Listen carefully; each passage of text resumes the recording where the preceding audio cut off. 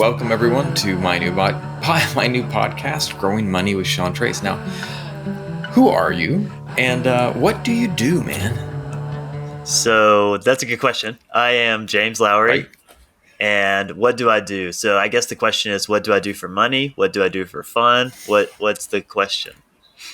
Here's the interesting question, because can you tell everyone what your Instagram handle is there? What is your Instagram name? So it's rethink the rat race.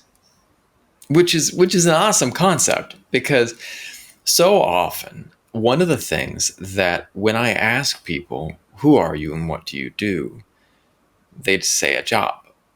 And we so often define ourselves by that job, which is, I think, in essence, a big part of the rat race. Now, how have you kind of taken yourself out of that equation? Talk to me about that. So primarily through real estate investing, I will say, but the foundations for that were laid through frugality and just trying to earn more and spending less than we earn. And so that gave us the income that we needed to be able to buy real estate and then use that as a passive or more passive source of income than a 9 to 5 job. And so we essentially are real estate investors. That's awesome. And how did that journey come about for you? How did you get there? So I did not grow up very well to do at all, actually. My family's pretty poor, even still. And so I did not have the same mindset that I have now. But I will preface this by saying that both my parents are deaf. And so when I was Interesting. growing up, I was hearing like people like just in like passing conversations, not very often, like you would hear someone talk about like an IRA or a 401k. And I thought that everybody else was having these conversations and that I wasn't because my parents were deaf. And so I thought that the onus was on me to do the research to find out what this stuff was because everybody else's parents were telling them. Even though that wasn't necessarily the case, that's what I thought at the time. Now I realize nobody's talking about it ever. Nobody's But yeah, right. This so is that this got is me into the spot of it. And then finding out about financial independence, I was at work, working not a dead end job, but, it wasn't a dream job by any means. Yeah. And someone there had mentioned that had they found this specific website, they would have been retired by now. And this was a lady in her 40s who was there with her daughter going to a physical therapy clinic. And so that really like opened my eyes. this is something that and I want to preface this, like, I'm doing my executive MBA right now online from a school that is budget friendly, which is awesome. And I reached out and I applied for a scholarship and I got it. Not a full ride, but it's within reason. It's nothing that's breaking my bank. And the reason I did it was because I grew up with absolutely no financial education at all. And, it was, and I bless my parents' heart. They are good people, like, really good people, but neither of them got money. When my mom would go to balance the checkbook, she would constantly be stressed. And I think that it was because they both were working for institutions that they believed in, that were good institutions, but didn't pay people well. It was simply, there was just enough to cover the three kids and expenses in school and clothes. And I think it was something that it was so stressful for my parents, they didn't talk about it. And they didn't, I don't think they had the information to start with as well. And, to be fair, at that time, you had to go to the library, you had to go to a class, you had to go to places. And I mean, you might find, back in the day, there was probably like Think and Grow Rich, but there were, I don't know what the resources were for people to educate themselves. But now that's not even an excuse anymore. We don't grow up with it, but the information's out there and it's becoming more widespread, and I'm loving it. And this is one of the things I have to preface on this podcast.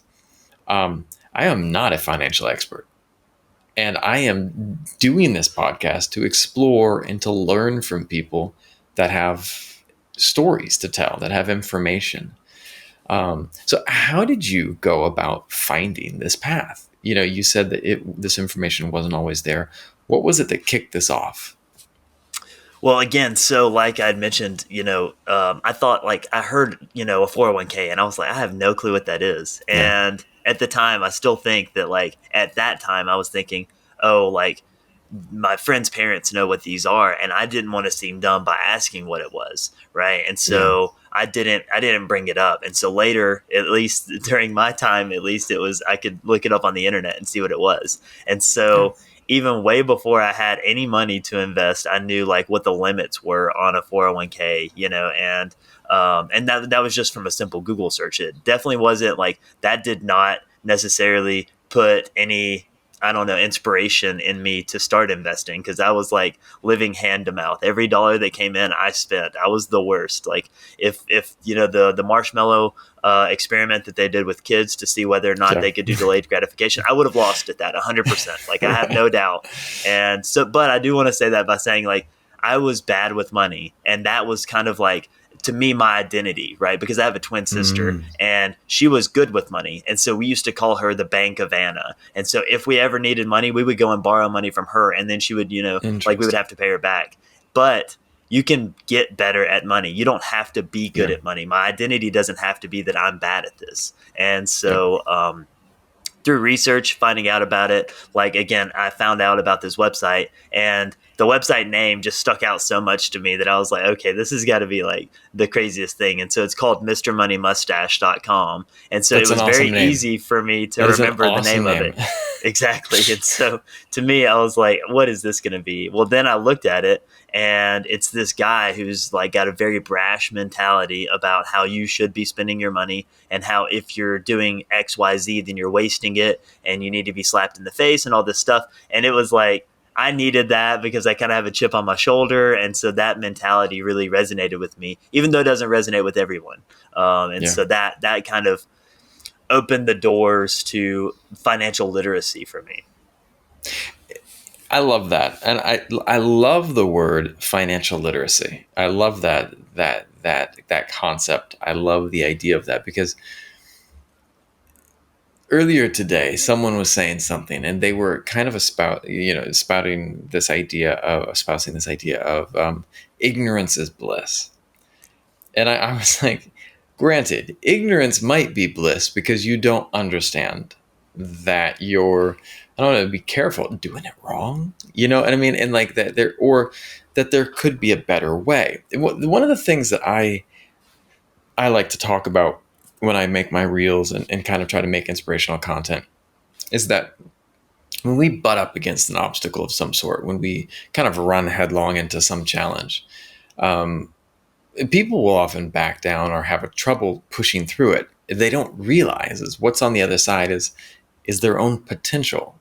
Like the person who says I'm bad with money. Well, what if you actually really put your time into changing your conceptions about money, conceptions about how you interact with money, conceptions about how you interact with not just money but wealth and abundance.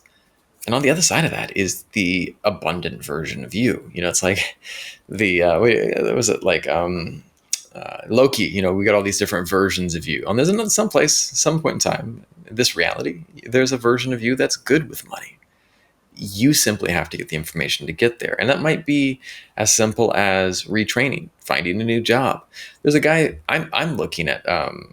This one story about this one guy that's really interesting, and it's this guy. I was watching him on a tutorial online because I'm studying some code on the side, and he's got this great YouTube channel about how he was working as a construction worker. You know, working these long hours because he got a history degree, and I was like, that's what I got in university, and my university was like, yes, you can do lots of fun things with it. And I was like, I haven't been able to do a thing with that thing. But this guy went back and he became, earning six figures easy. And it was interesting because that was his way of doing it. But yet, what was happening is that man didn't change. He's the same guy, but his perceptions changed. His belief in himself changed. And suddenly, he's now making more money because there was a shift that happened here. More than certainly, he went and trained, he learned new skills, but there was a shift that happened here.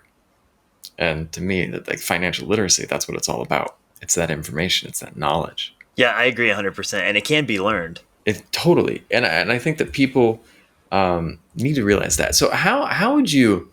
if you were to give people advice, where would you recommend people start to go learn this stuff? That's a good question. So I do like Mr. Money Mustache, Yeah, and that's like just such an easy website. And the thing is, to me, it's like it broke it down as an average consumer who did not know anything about anything, right? And then I read there's a specific article that says it's called "The Shockingly Simple Math Behind Early Retirement," and so it just breaks down the math, and that's all it really is for early retirement, not necessarily for being good at money, but yeah, mostly that's also math too. But it's also a lot of psychology, sociology. Like, are you, yeah, willing to turn down this or that, or to buck the norm of, you don't have to drive the newest car that you can afford or buy the biggest house that you can afford. And so yeah, some of that's like social pressures. But yep, the other side of it is that leads to the number side of it. And if you can see that that number is trending upward, then you're doing well. It might not be optimized. You might not, have picked the absolute perfect investment, but that's okay because if it's still growing, you're still doing yeah. better. I love that. I love that. I think that the whole keeping up with the Joneses is one of the things that is so dangerous. And I think it's one of the things that it really, really runs a lot of people into the ground financially. This idea of needing to have the newest thing. I remember years ago, I was living here in Vietnam, and my friends were working as DJs at this nightclub in town.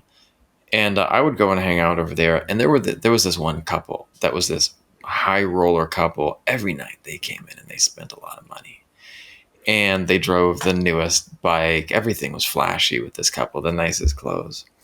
And then one day I was out with my friend that was the DJ there. And we pulled up to this cafe.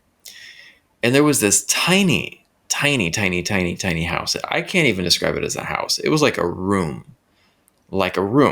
And the whole side opened up. And I saw this couple that were living out of almost like a space that had have been the size of like, I don't know, it was this tiny space, almost like a closet. And they had their clothes in there. They had a half, like this skinny bed and their motorbike. And what I suddenly realized, it was all a facade. It was all this charade, it was all this fake dance. And yet they were doing this to kind of, I don't know what their point was. I'm not judging them, but it was a real snapshot for me that not everything is always what it seems. And you can see people who, some people are like, doing the dance of money, but yet they don't have sound foundations financially. Like maybe the expensive clothes, maybe the spending a couple $100 every night just on drinks is not a smart you move. you know Maybe they should look at something Yeah. else. Yeah, exactly. And to me, it's like it's okay if that's what you want to do, right? But I think that it has Exactly. to be an intentional choice, right? And so it's like I know people that like they say that, they say, oh well, it's just a weekend out, and then it's like, oh okay, well it was also a weekend out last week, and it was also concert tickets, and it was also you drive the new car, and then it's also and then it's like they don't have money to do things that we do, and then they're like, oh, that's the worst part actually. It's like they make all the little decisions that they're not being necessarily conscious about. Like it's just like they're just flowing through life, kind of letting these decisions be made for them. And then we say, oh, Yes. we're going to Europe for a month and a half. Do y'all want to come and meet up with us somewhere? And they're like, oh, that must be nice. And it's like, you have all the same options for these things. And we're not judging you for doing whatever you're doing, right? Yes. But it is an Yes. intentional choice. If you're making a choice, like the choice is being made. We just hope that you're thinking about it the same way that we're thinking about it, and that what we're spending money on is important to us. And if you look back and say, oh, I wish I hadn't gone out, well, then that's not really important to you. Yep. Yep. There was I've been reading the book I Can Teach You to Be Rich by Ramit Sethi, but there was one part of that book where he talked about that. Like it was just about, one of the things that he was emphasizing was choices. Choices. It's there's this whole thing of choices, and that was one of the things that was really resonating with me. Is he's like, I chose to make decisions that other people weren't making. And one of the things too is I love the idea of, and this is something that comes into my other podcast a lot. my main podcast that's more like just about, inspirational choices and such. But do you want in your life to be reactive, or do you want to be proactive? Because so many of us, we walk through life reacting to the world around us. And the reality is that we could be co-creating the world around us. You can be creating the life you want, but there is often a trade-off. And one of the things that he said in that book was spend on the things that are important to you, but things that are not important to you, cut mercilessly, cut back. If something, and that's another thing that you ever read Timothy Ferris's 4 Hour Work Week? I have, yeah. Yeah, and I love his point of like, what is non-essential? You got to figure that out. So you make a list of 10 things to do for your, to-do list today. There are 2 of them that are probably important. The 80-20 principle, there's probably 2 things on there that are going to earn you the most money and are actually important. And it's up to us to figure out what that is. Yeah, I agree. That's it 100%. It's the choices that you make are determine who you are, how you spend your money, what you're doing with your money, how you spend your time. And so all of those things make you who you are. I love that. As you started going down this path, what drew you toward real estate? Was it the website? Was it friends or people that were around you? What pulled you in that direction? So that is a good question. Actually, I'm glad that you brought up Tim Ferriss because a few years Right. before I had found out about the financial literacy and all that stuff, I was a manager at a gym. And so I had read The 4 Hour Body, which is Tim Ferriss's lesser known work. He has a Yeah. book about life hacks, about body hacks. He's like biohacking essentially. And so from that, I thought, oh, that was a really interesting like perspective on how he's trying to hack all of these different systems. Let me see what else he has. And then he had the 4 Hour Work Week. And so I had read that. But at the time, I'm a manager at a gym making $12 an hour. And he's talking about like, you can make a blog. And I'm like, I don't think anybody wants to hear what I have to say. You can make an ebook. I'm like, I don't even want to write. And one of the things he mentions for passive income is real estate.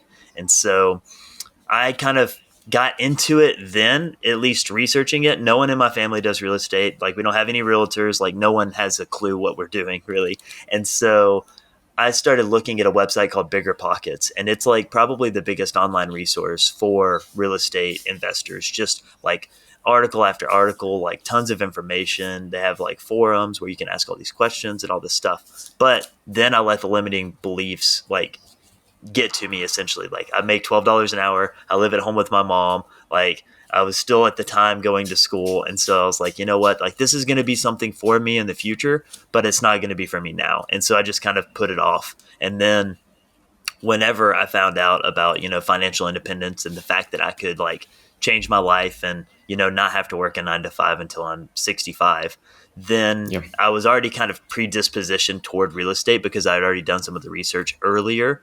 And another part of it is real estate is without a doubt the fastest way to reach financial independence and get to the point where you can quit your job. Like that to us Yeah. is like the biggest thing. It's the leverage where you can buy a house with money from the bank and only put 20% down. You can't do that with stocks. You can't do that with your 401k.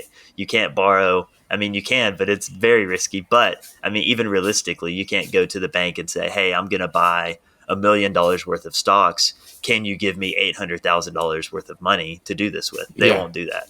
No way. Well, and it's interesting because real estate is, it is one as old as time. It's one of the, owning property and being able to.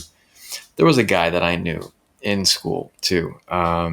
This guy, he, what was his name? I can't remember his name, but he was kind of a washout. He hung around the college campus, but he didn't do that much.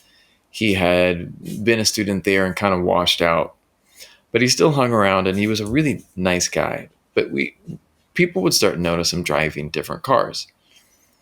And he started out with this one car, and then he got a nicer car. I was like, oh, wow, that's a nicer car. And then he came with a nicer car. And what he was doing was he was buying cars that were beat up, flipping them, cleaning them up, and selling them for profit. And he was just starting with cars, and he started buying more cars, and then he started buying property, and he started buying more property. And one of the things that struck me is that probably one of the most successful people that I know from my college, and everyone at my college thought this guy was a washout, thought this guy was not smart, thought this guy had no skills. It was just that the skills that he had were not being taught. Yet his dad was from, I can't remember, I think he was Serbian. And he was a really cool guy. And his dad was just this old school hustler. Like, dad understood money, understood bargaining, understood flipping things because his dad was really, from a family that worked hard, did not have anything handed to them, and what they got, they made work. My father-in-law downstairs, we live in this big house, and my father-in-law is big on vintage, like scooters and bicycles.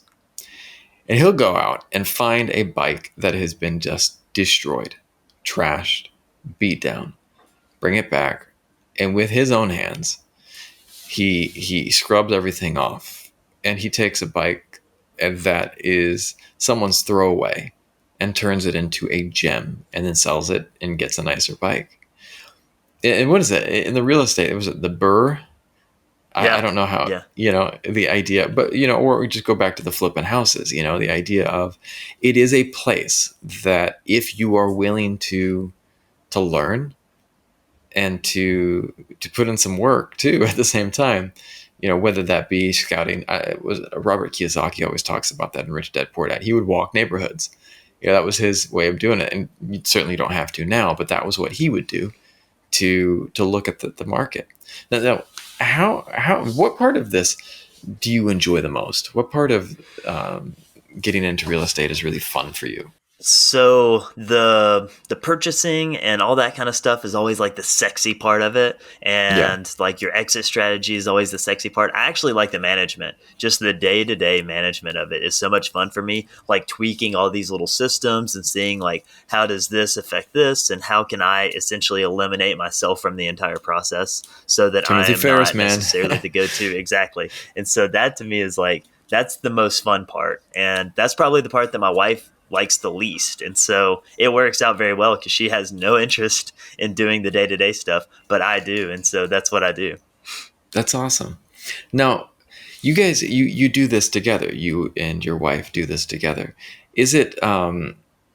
Was this something that you guys embarked on this journey together? Did one of you kind of go down this path sooner than the other? How did that work for you? How did you get your partner on board with with this new direction financially? That's a really good question. So we were married when we found out about like financial independence and about investing, and really I found out about it. And then I was like, "Hey, we're doing this thing." And I was like, "We're not going out to eat anymore. We're not going shopping anymore. Like we're going to change our lives overnight." And it went over very poorly. And so I had I to was just gonna say. reframe the way I had to reframe the way that I posed the the opportunities, and one thing that we've been always very intentional about is time together, time spent together. And so we would go on our daily walks and we would just talk, and it's like just us two talking. Like we don't have our phones, we're not messing around with anything. And so I started living more by example because I really wanted to take this seriously, and I wanted to like do this because I thought that it would help us out tremendously. And so I bought a bike and started biking to work. We had two cars at the time, and I'm choosing to bike to work. And Yeah. so that was a big part of it. Like just the little decisions that like didn't really move the needle, but it's something very visual. Like, okay, he's packing his bike and he's getting his helmet and he's going to ride a bike to work. And so it was stuff like that. And then really the game changer was me posing because my wife didn't really enjoy her job. And I said, listen, if we do what I'm suggesting doing, and if we are both on board, and if we do it right, then we could quit our jobs in 5 years. And it ended up taking 3. So What was the word? You've used a word a couple times that I really want to tap into and ask you about: financial freedom, or was it freedom? How'd you say that? Financial Financial independence, financial freedom, both independence. of them are pretty Talk much to the same me. thing. Yeah. Talk to me about financial independence, because that's something that I haven't heard talked about as much. I'm guessing that I think I know what it is, but talk to me about that. What is financial So independence? yeah, conceptually, financial independence is essentially saying like you have enough passive income or income from sources that eliminate the need for you to work another day in your life.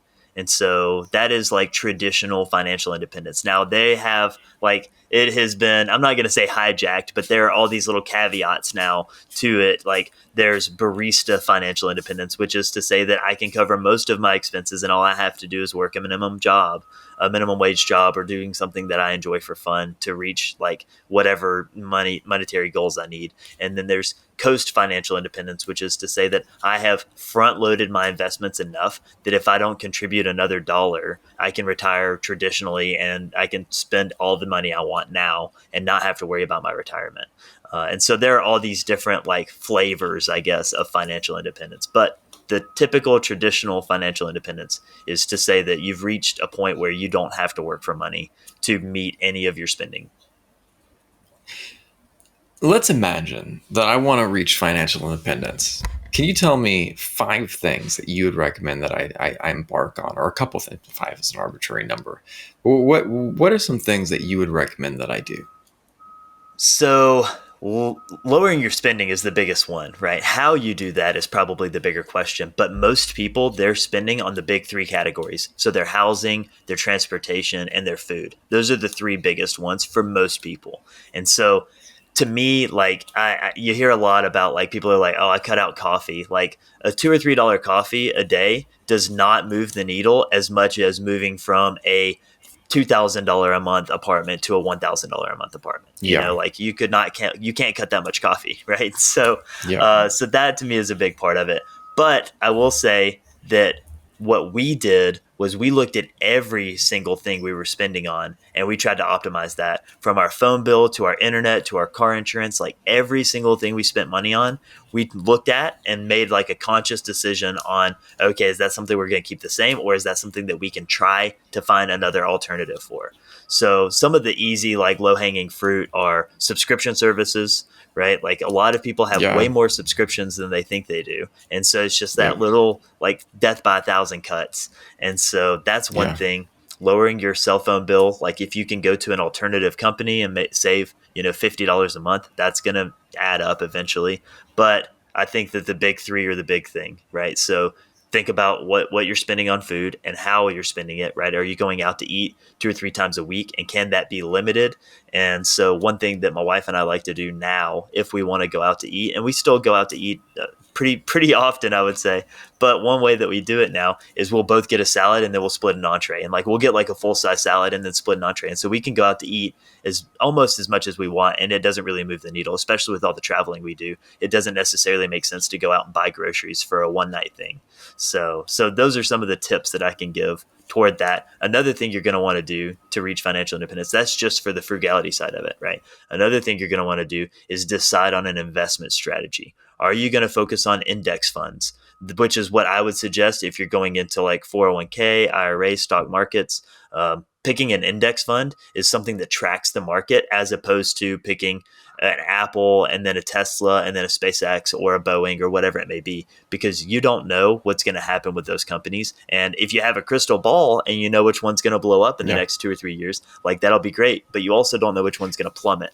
And so by picking an index fund, it just makes the whole process much simpler. And you can bank on an average of a 7% return rate year over year. And so the idea is that is going to grow to the point where if you limit your spending, the more you lower your spending, the less you need in investments, and the more you lower your spending, the more you have to invest. So it's actually like a double yeah. edged sword.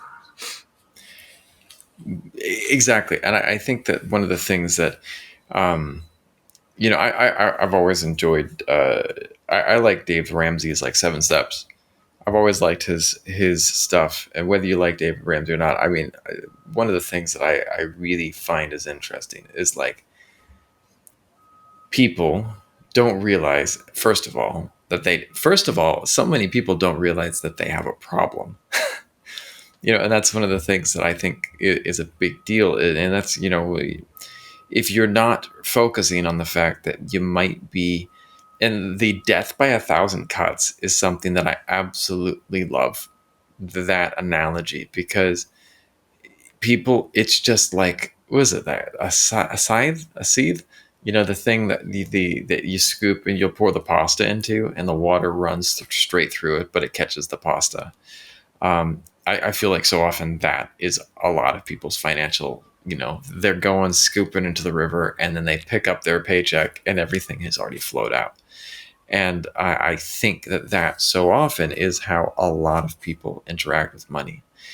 And I don't know why. I think that there's some psychology to it. I think it's intimidating to kind of go and look at these bills. It's intimidating to go and look at these things at times. But I think that it's very rewarding if you do, and you can start empowering yourself. And again, I come back to, um, I'm really enjoying learning coding right now.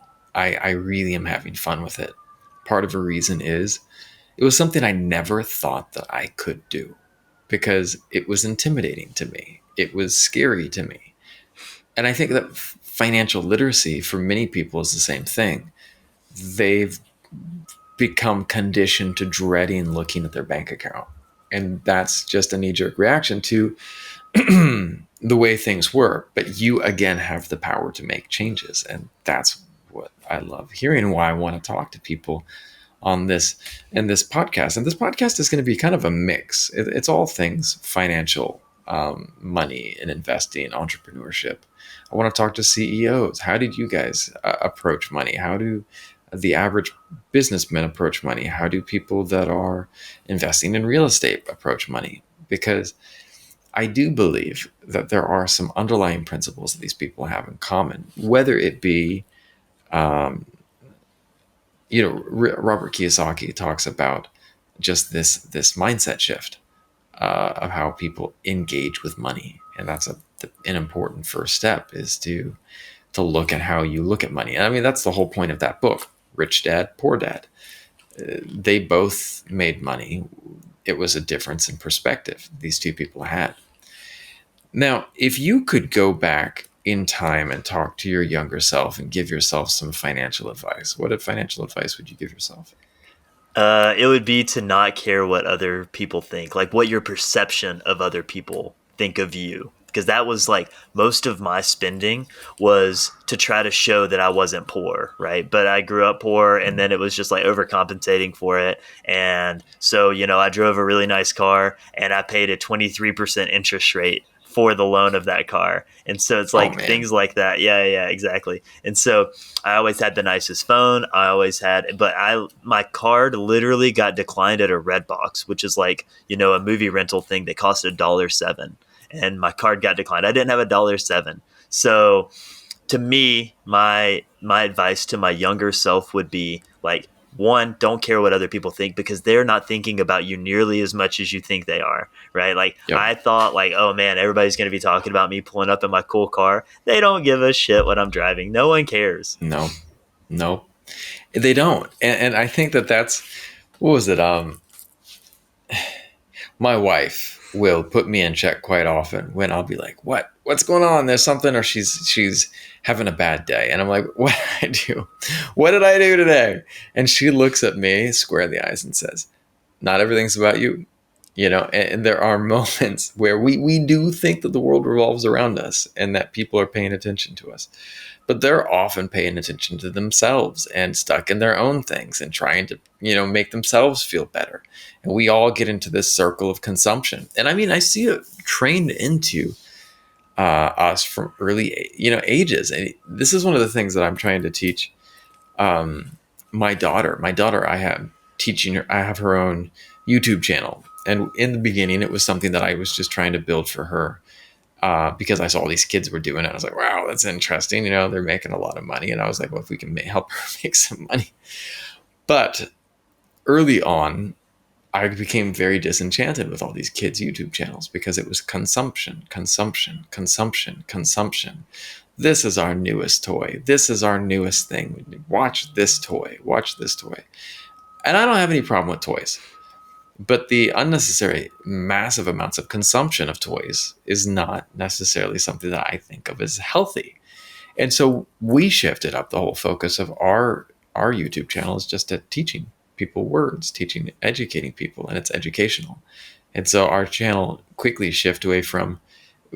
I only think we did like one or two toys. Like this is our first toy, but we really quickly shifted to education. Why? Because for me, I wanted to create a space where I could educate kids about money eventually, and I love that. As we're building this educational channel right now, we're teaching English, and we're diving into some STEM and other things. But eventually, I want to teach financial literacy to kids because why not? It's interesting. It's awesome, right? A kids channel that teaches kids about growing money. That's stuff we need. I mean, the most like financial education a lot of kids get is Monopoly, and that just turns into a bloodfest. Exactly, exactly. You're not wrong. Actually, I've never even considered like what do we currently have for kids, and I've always thought nothing, but Monopoly is the closest thing. Yeah, and Monopoly is, I mean, fun game, but I don't think that's accurate. So like, I mean, that's like 1900s, absolutely chaotic type of way it worked. I think that I would love to. What was it? I believe Robert Kiyosaki has a game thing. I think it's called Cash Flow. I've never played it, but he talks about it in his books. He's got this game called Cash Flow, and like they teach people to just. It's like a game that watches where your money's going, and that in and of itself is revolutionary for some people to just see what am I spending money on, and is it in any way important? Yeah, yeah, that would be a great thing to see. I've not played the game myself, so I can't speak to it, but I would be interested to see, how does that translate, or if people are just like averagely spending all their things on the game, or if like the strategy of the game to win is to have the most money, and so does that actually translate outside of the game? Like, do people change the way that they spend their money based on a board game that they've won? Who knows? Well, he did. He did. I mean, obviously, he's going to talk, about his game in a positive light because it's Right. his game. Yeah, but he had said that there were people that came up to him that said there were people that came up to him that said, this was really mind opening for me because I never thought that I would be able to see money in a different way or to look at myself interacting with money in a different way. So I think that, and I'm a huge fan of gamifying life. Can you make a process fun? Can you set goals that you can, aim to hit and to achieve? Because maybe then this whole process of cutting back becomes more fun. Because I think that's one of the other things that people forget about and forget about with everything. It's dopamine. Like it's all about that that good vibe that comes from buying that thing. And I think so many of us, especially in the age of social media and scrolling and just like we're looking for that next fix. And I think that coming back to the simple joys in life, like you were talking about how you like to enjoy going for walks with your wife, and that's free. It's a beautiful, fun thing that you can do with your significant other that doesn't cost any money, you know? And there are things out there that we can find joy in that don't have to cost us a ton of cash.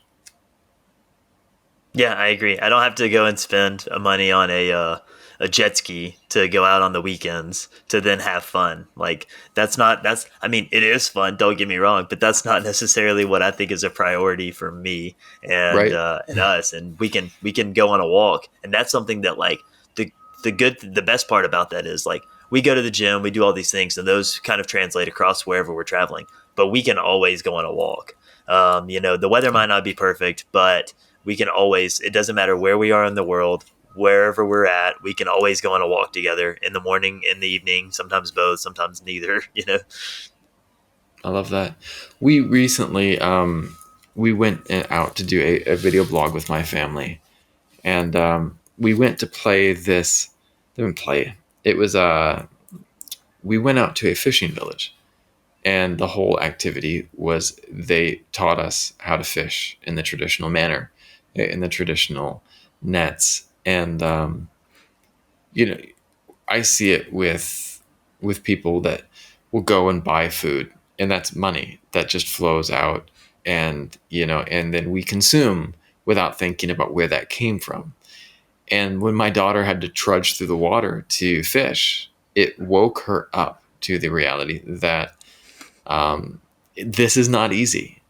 And she was, very, she worked hard for that fish that she got to eat. And it was something that was a fun experience, but it taught her about consumption and just, you know, was it, what's that proverb? Teach, give a man a fish, you feed him for a day. Teach a man to fish, you feed him for his lifetime. So I think that teaching people how to do this is the gift of a lifetime. It's a gift of freedom. Yeah, it can be for sure. And so some people will take that now and run with it and say, oh, okay, well, I can teach a man to fish, or I can sell a course on teaching a man to fish, or I can Exactly. it'll I actually don't need to I need to hire him to be a fisherman once I've taught him to fish, and now I can create a charter company where I am going to sell people on going fishing. And so like I have a friend of mine who is constantly talking to me about business, and I love business, right? I love optimizing, I love doing Yeah. all these things, right? But then he tries to turn it around and say like, oh, you should be doing this. And it's like, I'm happy with what I'm doing. Like, why would I add more? I mean, not necessarily effort. I'm okay with effort, right? But what's the end goal? Is the end goal more money? Yep. Because I don't necessarily need more money, right? I'm happy with what I'm doing now. If it's a passion project, if it's something that I would enjoy doing, then that's something else completely separate. I can get joy Yep. from it. But to create a business for just the pure concept of I can make more money and I have the skills to do it, but I don't necessarily want to do it or want the money, then what's the point? Yeah. And I think that that's so important. What is important to you? Figuring out what is really important to you and then charting that course and seeing how you can get there, and what's going to take you in the direction you want to go. Because you're right. There's no two people that are the same. There's no two stories that are the same. There's no two journeys that are the same. But if you can find out what works for you and what will truly bring you joy, then that's your first step, down the path that is towards your greater, your highest potential, I would say. What last advice would you like to give everyone before we sign off? What last thing would you like to share with people? What I would tell people is that you don't have to have other people believe in you to do these things, right? Like having someone believe in you is definitely important and great, but you don't have to have that. I did not have anyone necessarily believing in us whenever, I mean, at least my wife believed in me, but even at first she didn't. She was like, this is the craziest thing I've ever heard. So to me, like, there are so many people that are like, I don't have the support system. I don't have this. I don't have that. Like, you can believe in yourself and that can be enough. And all you have to do is have the gumption to go and do whatever it is that you need to be done. And then people will believe in you afterwards, right? They'll say, hey, I Yeah. doubted you and you actually, overcame all of these things, right? And if you truly believe in what you're doing, that is good enough.